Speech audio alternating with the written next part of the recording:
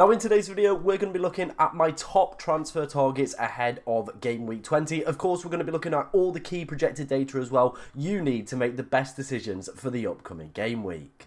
Now, before we dive into today's video, I just want to say a massive thank you to you guys for helping the channel hit 11,000 subscribers before the end of the year. That's the goal we had. We absolutely smashed it out in the deadline stream earlier. So thank you very much for everybody that's come on this journey in 2024. Hopefully we can take it forward and hit some more impressive milestones in 2025. First off, let's take a look at the Fantasy Football Hub projected data for next game week alone. I like to look at this kind of, sometimes I think we get caught up looking at kind of 4 to 5 game weeks ahead. Sometimes just focusing on the next game week alone can be the best way to approach this game because you never know what can happen in FPL. So let's take a look at the interesting fixtures then we do have for next weekend. Obviously Palace versus Chelsea, you know, Cole Palmer throwing himself within the captaincy mix as well. City against West Ham after a more impressive performance from an attacking standpoint as well. Erling Haaland, Phil Foden, potential options that might be back on the menu.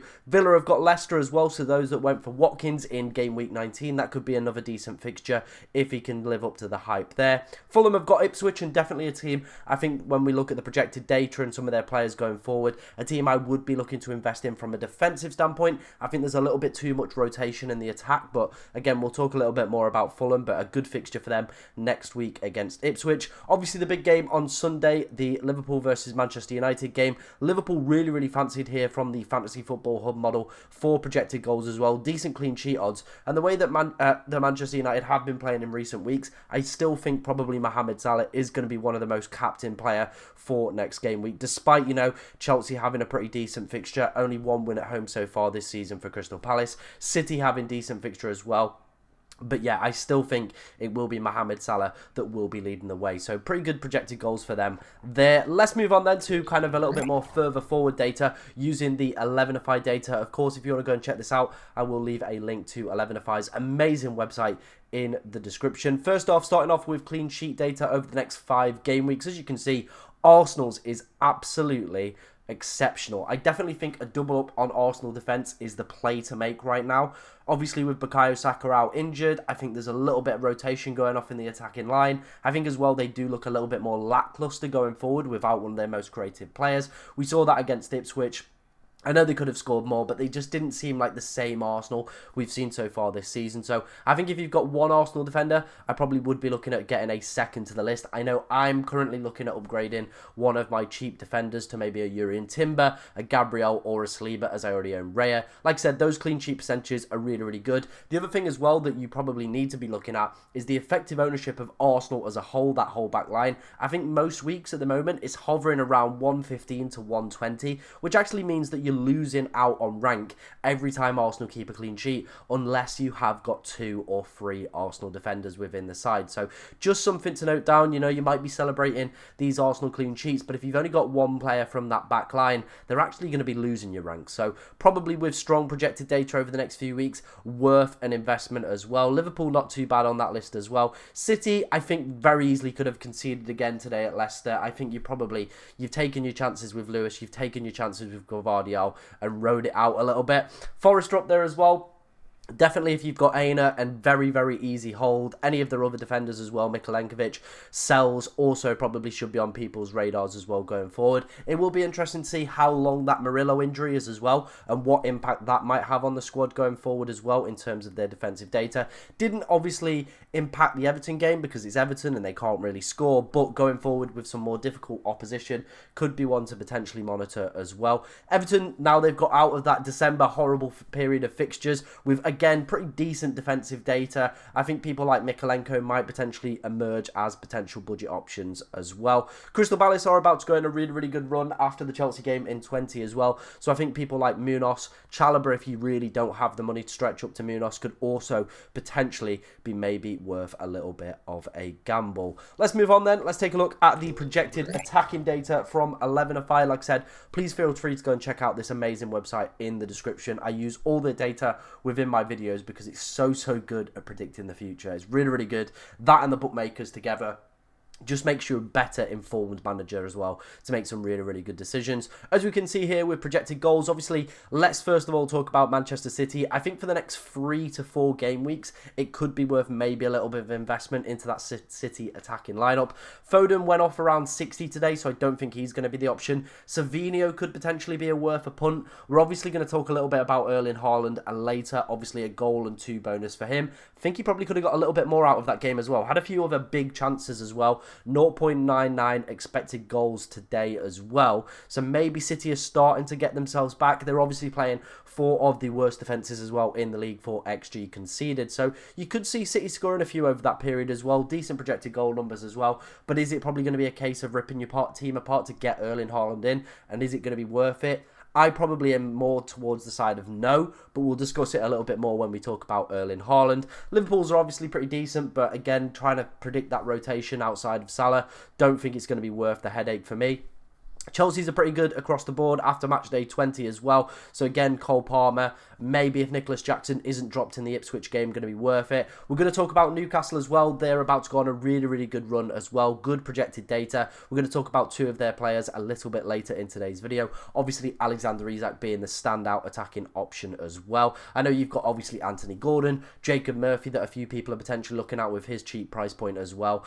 Spurs are an interesting one. They obviously not doing well this season. Defensively has been their big issue. However, from an attacking standpoint, there's some okay projected numbers in there, but it's trying to, again, predict lineups, again, trying to predict which player's going to do well. Dominic Solanke's not really been at the party. Son missing a penalty today. Johnson and Kulusevski are probably going to be your options in that regard. Outside of that, probably not really looking at any sort of worthwhile investment for me personally. And then as we can see down the bottom, Wolves, obviously Cunha went off at half-time today. I think his ban probably will be in for game week 20 as well. It probably is time to look to sell up and start to move on to other options. That was the projected data from 11FI and Fantasy Football Hub. Like I said, go and check their amazing websites out in the description. But let's move on to some players. Now, I know Newcastle are yet to play in Game Week 19, but as we saw from the 11FI projected data, there's really, really good numbers coming up for Newcastle over the next 5 fixtures, and I definitely think investing into this attack is going to be worth it. Newcastle as well have been putting teams to the sword, especially at St James's Park as well this season, and obviously Alexander Isak is kind of verging on the word essential, I would say. If you look at his effective ownership, I believe it was extremely high within the top 10k for this week as well. The next 3 fixtures, probably a little bit mixed. I think Tottenham, they will probably go and score there. Tottenham defensively, still, of course, having a lot of defensive issues at the moment with injuries and just Ange's tactics as well. Even when they've got all their fully fit players as well, they don't really keep clean sheets as well. So I do feel like Isak and Gordon both could be very beneficial for that one as well. Wolves at home, I think it's an absolutely cracking fixture, and I could see both doing well in that one. I actually think out of the next 3, Bournemouth at home is going to be the most difficult there. Bournemouth have been one of the better sides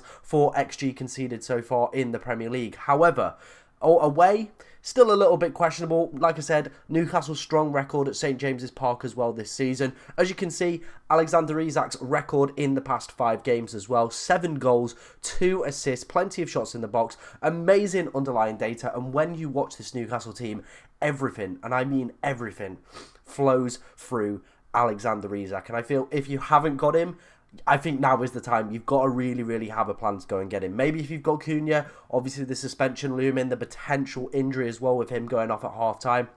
I think right here is your perfect replacement. There's no point looking elsewhere.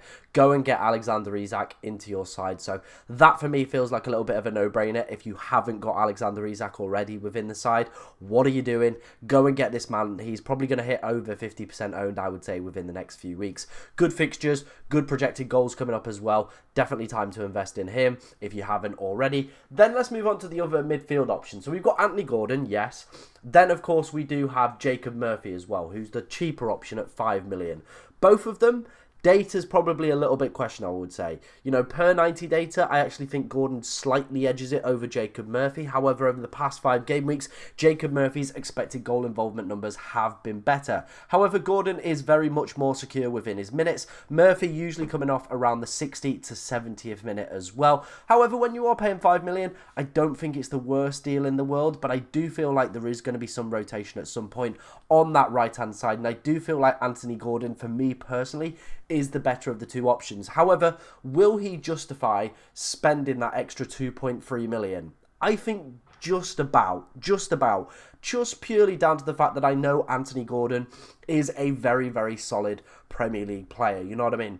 He's done it for us last season. He was a very, very good FPL asset. Has that ability as well where he can score goals that break his XG. I'm thinking back to the Boxing Day fixture as well where he curled one into the top corner. How many times have we seen that from Anthony Gordon? Those low XG opportunities. He could be one of those players that joins the list like Son, like Salah, where they don't really create too much in terms of their underlying data to still actually go and score from it as well. He could just be a great natural finisher. I do think Anthony Gordon does enter that bracket. And I think as well, moving on back to Murphy and his recent purple patch of form. Prior to this, he had 1 goal in 13 months. It's very much a flash in the pan, and I don't think I'm going to be tricked by it, and I don't think you should be either. If I was to go for any of the Newcastle attackers, it is going to be Isak, and if I was looking for a second, it would be Anthony Gordon. Let's move on then. Let's take a look at the next set of players. It is going to be that Fulham defence we saw on the projected clean sheet numbers and the attacking numbers as well. Fulham's are pretty decent over the next few weeks.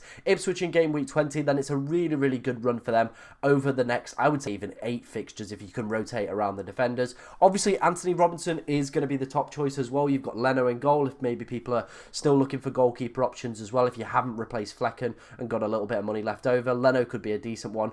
But Robinson, 7 assists for him now, 3 of those coming within the past few weeks. Doesn't really get too many shots off, however, seems to just still be continually creating chances even when Fulham aren't keeping clean sheets. He has had quite a few price increases though, which does lead to the other option, which is Timothy Castagne if you are on more of a budget. Fulham have the recent past 2 game weeks have played a 5 at the back system with wing backs pushing extremely high, and that has benefited both Timothy Castagne and Anthony Robinson as well. Timothy Castagne, a player we have seen in the Premier League but for both Fulham and Leicester as well, a player that is very much capable of picking up those attacking returns. So again, I think an investment into either of these two as well would make real sense with great fixtures coming up over the next 5 game weeks. Would I prefer either of these options to Munoz? I think I slightly would, purely down to the fact that Fulham's defensive data has been a lot better this season, and I think Fulham as a side as well are in a lot better place than what Crystal Palace are going into 2025. Let's move on then. Let's take a look at the next player. It is going to be Chris Wood. A goal and assist for him today in game week 19. Obviously, that was his first goal within 4 games as well. Has been on a little bit of a dry spell. The data's not really been there over the past few weeks. However, like I said, we were speaking about Cunha replacements. I think Chris Wood or Alexander Isak are probably going to be the prime 2 candidates that most people do end up looking for. Wolves away, they're still having defensive issues, so I think that's fine. Liverpool at home, it could realistically be first versus second if things pan out the way that they are at the moment. So that could be an absolute classic. Southampton at home, great. Bournemouth and Brighton as well, pretty decent fixtures to go along with that for Chris Wood. So as a set of 5, I don't think that's bad for 6.6 million as well. Obviously, he has, like I said, been on a little bit of a drought. The other problems I do have with Chris Wood is more Nottingham Forest's approach as a side. They're not a team that goes and puts many goals in. They're more about defensive solidity rather than, of course, scoring plenty of goals and stuff like that. So it's a little bit of a tricky one, to be honest. But again, a 1 year's back, starting to come off around the 75th minute as well, so he's not even playing full 90s. So maybe the Chris Wood hype, maybe we're just seeing that recent game, a good fixture against Everton, and we're maybe exaggerating his ability. But, you know, 11 Premier League goals so far this season. He does know where the back of the net is. Forest are continuing to defy odds, and maybe we've got ourselves a bit of a Leicester City on our hands, and maybe we shouldn't be undervaluing the Nottingham Forest assets. It's something that I've been guilty of myself this season. I've managed to keep Aina somehow, and it's very much benefited me. So maybe looking to bring in Chris Wood could also be the correct move. Not undervalue this Nottingham Forest side. However, like I said, I do have my concerns with rotation and, of course,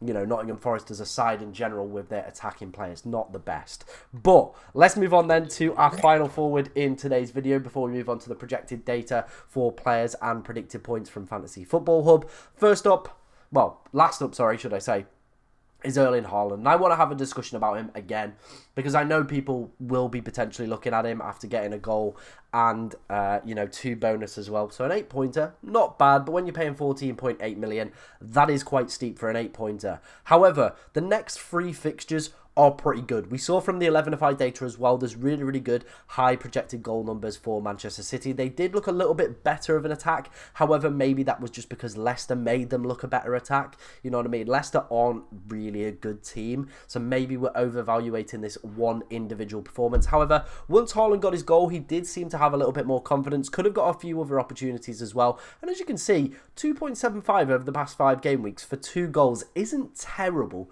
for Erling Haaland. It is, though, the case of, do you want to rip apart your team just to cram this man in, and realistically probably not even captain him most weeks? I just don't think it's going to be worth it. That's kind of my situation on it at the moment. I wanted to have a discussion about it, talk about Erling Haaland, talk about whether or not I think he's an option. I do, at some point this season, again, think I will end up with Haaland in my side. However, I don't think it's going to be this period because it is only probably going to be the next 3 game weeks. Then you're probably going to want to look to get him out of your team again. And over these next 3 game weeks, if you look at the likes of Salah and Palmer, I still think they have better fixtures. It is probably only that Ipswich away one where Haaland maybe leads it. However, I'm still not convinced he might not be the best captaincy option for that week, considering how consistent Salah has been, and Cole Palmer as well to that degree as well. But Haaland, maybe that Leicester game was the confidence boost he needed, and he might go on a little bit of a run. But for me personally, I don't think it's going to be worth ripping apart your team. I rather would have an Alexander Isak and probably a little bit more money in the back line, maybe 2 Arsenal defenders, maybe a Trent Alexander-Arnold as well. That probably might be a little bit more beneficial than going for Erling Haaland. But let's move on. Let's take a look at the projected goal involvements over the next 5 game weeks from 11-5. Like I said, if you want to go and check this out, I will leave a link to their amazing website in the description. Obviously, I spoke about that fixture with Ipswich there. As you can see, Cole Palmer, 1.14 projected goal involvement. So he's probably going to be our best captain for that week. Haaland next week looking pretty good, though, in terms of those projected goal numbers, and in game week 23 as well against Chelsea, who have had a few problems at the back so far this season. But still, for me, is it worth ripping apart your whole team for a player that you might only captain this week, looking at those numbers? Not for me personally as well. Obviously, Palmer and Salah looking pretty decent over the next few weeks to continue to hold as well. Palmer, like we saw with the Chelsea projected goal numbers, some really, really good numbers in there. We spoke about Isak, as you can see there, a pretty consistent set of numbers across the board. Eze, a player we've not actually spoken about today, but obviously went and got a goal involvement today with a goal. Was substituted fairly early, but still there's some pretty decent fixtures coming up for Palace after their matchday 20 game against Chelsea as well. Mateta also fit in within that bracket as well. We spoke about Anthony Gordon. He also features on this list. So does Chris Wood as well. And then down the bottom we do have a few other iffy players. One that I do want to speak about is Bryan Mbeumo. Maybe if you've got him, I think it could be worth holding on to. They've got Southampton next week. The following week, they've got a difficult fixture against Liverpool. However, post that, they then go back into a really, really good run. And I think that is probably the point where I would actually want Bryan Mbeumo back into my team. I have him. I'm going to hold him. So I would just be, you know, maybe monitoring like the next few weeks, seeing what Bryan Mbeumo does with his data, see what position he's got. Visser as well also fits into that bracket because they might be back on the market around matchday 22, potentially after that Liverpool game. Or if you can bench him in the Liverpool one, of course, get him in for Southampton next week. Finishing up today's video then, let's take a look at predicted points over the next 5 game weeks. Salah, Palmer, Isak, all leading the way. Like I said, I think this kind of builds on my argument I made about Erling Haaland. Not really worth ripping your team apart when Alexander Isak is outperforming him in terms of those predicted points, as a Mohamed Salah and as are Cole Palmer as well. Some really, really good numbers in there. Chris Wood is a fan favourite of the Fantasy Football Hub model. Again, we've spoke about him, so they're really backing him to do quite well. And Mbeumo on this list, like I said, that Southampton fixture next week, definitely going to be helping that, but the good fixtures following that in 22 as well, some also decent ones. Palace players as well, also littered on this list with decent fixtures post-Chelsea. Eze, Sarr, and of course Mateta also featuring on this list. Let me know what you think of today's video. Are there any players that I've missed out? Let me know any dilemmas you have for your teams as well. But thank you very much for watching today, ladies and gentlemen, and good luck in Game Week 20.